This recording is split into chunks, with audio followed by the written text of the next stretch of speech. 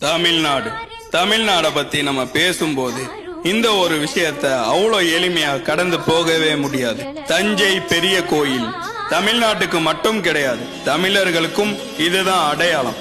1003வது வருஷம் முதலாம் ராஜராஜ சோழன் அவர்களால் இந்த ஒரு கோயிலோட கட்டுமான பணிகள் ஆரம்பிக்கப்படுது. சரியா 7 வருஷம் கழிச்சு 1010வது வருஷம் இந்த ஒரு பிரம்மாண்டம் கட்டியும் முடிக்கப்படுது. இவரோட குருவான கருவூலார் சித்தருக்கும் ராஜராஜ சோழனுக்கும் இடையே ஏற்பட்ட கருத்து வேறுபாடு காரணமா இந்த கோவிலுக்கு ஒரு சாபமும் கிடைக்குது. கோவில் கட்டப்பட்டு குடமுழக்கு நடத்தப்படுறதுக்காக திட்டமிடப்படுது. அப்போ புரோகிதம் படி சமஸ்கிருதத்துல தான் குடமுழக்கு நடத்தணும்னு ராஜராஜ சோழன் சொல்றாரு. ஆனா தமிழ்ல தான் நடத்தணும்னு கருவூலார் சித்தர் சொல்றாரு. கடைசியா இந்த கோயிலோட குடமுழக்கு சமஸ்கிருதத்துல நடத்தப்படுது. இதுல கோபம் அடைஞ்ச கருவூலார் சித்தர் இந்த கோவிலுக்கு ஒரு சாபத்தையும் கொடுக்கிறாரு.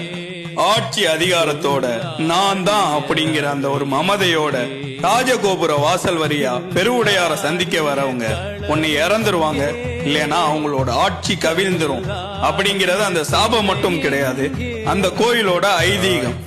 இந்த ஒரு சாபத்தின் மீதான நம்பிக்கை எப்ப ரொம்ப அதிகமாகுதுன்னா 1984வது வருஷம் அக்டோபர் மாசம் ராஜராஜ சோழன் அவர்களோட அந்த அரியணை ஏறிய 1000வது பொன்விழா கொண்டாட்டத்துல அவரோட திருவுருவ சிலையை திறக்கிறதுக்காக இந்திரா காந்தி அம்மையாரும் அன்றைய தமிழக முதல்வரான எம்ஜிஆர் அவர்களும் ராஜகோபுரம் வாசல் வழியா கோயிலுக்குள்ள போறாங்க.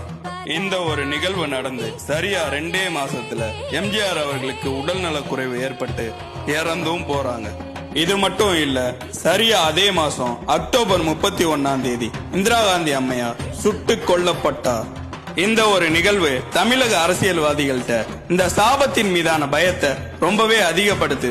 அது எந்த அளவுக்கு இருந்துச்சுன்னு கேட்டீங்கன்னா, சரியா 2010வது வருஷம் தஞ்சை பெரிய கோயிலோட 1000வது பொன்விழா நடக்குது. இதுக்கு அன்றைய முதல்வரான முத்தமிழறிஞர் கலைஞர் அவர்கள் வராங்க.